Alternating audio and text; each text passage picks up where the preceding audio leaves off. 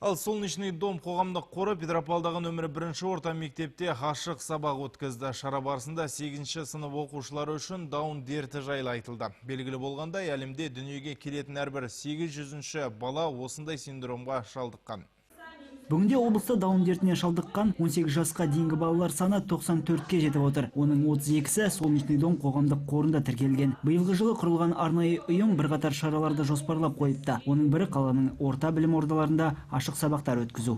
Будем рассказывать о людях. Біздің қор қазан айында осысында ашық сабақты 5 мектепте өткізді. Біз балалармен тілдесіп, олардың ойларын білеміз. Қоғамнан оларды шеттетпеу мақсатында жұмыс жүргіземіз. Болашақта даун синдромы бар балалар мектептерде өз үзеңгілестерімен сабақ оқи алады деген сенімдемін. Ашық сабақ барысында оқушылар сауалнама толтырып, қоғамдық қор түсірген әлеуметтік роликті тамашалады. Кейін балалар даун дерті жайлы білгендерін айтып, өз ойларымен бөлісті. Синдром Дауна.